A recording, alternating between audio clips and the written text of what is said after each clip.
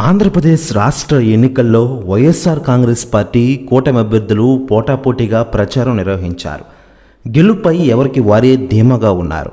June 4న వెల్లడించే ఎన్నికల ఫలితాలపై సర్వత్రా ఉత్కంఠ నెలకొంది.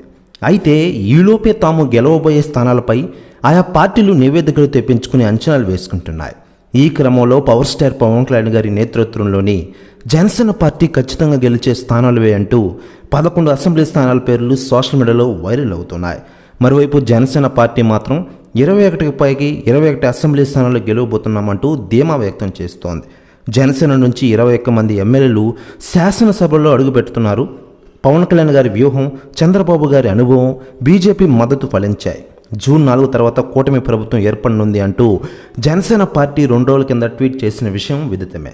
ఇకపోతే పిఠాపురంలో పవన్ గెలుపై చాలామంది సెలబ్రిటీలు స్పందిస్తుండగా తాజాగా సీనియర్ హీరో మెగాస్టార్ చిరంజీవి గారు స్పందించారు. ఆయన మాట్లాడుతూ, నా తమ్ముడు పవన్ అలుపెరగని పోరాటం ప్రజల కొరకు చేస్తూ ఉన్నాడు. జరిగిన ఎన్నికల్లో నా తమ్ముడిని ప్రజలు ఆశీర్వదించారు. పిఠాపురంలో పవన్ కళ్యాణ్ విజయాన్ని చూసి రాష్ట్రం, దేశం మొత్తం మాట్లాడుకుంటుంది.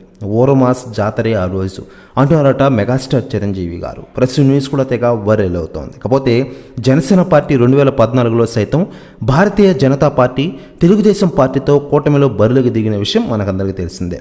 2019 ఎన్నికల్లో మాత్రం చంద్రబాబు నాయుడు గారితో విభేదించి పవన్ కళ్యాణ్ గారు బీఎస్పీ, కమ్యూనిస్టులతో పొత్తు పెట్టుకుని పోటీ చేసిన విషయం విదితమే.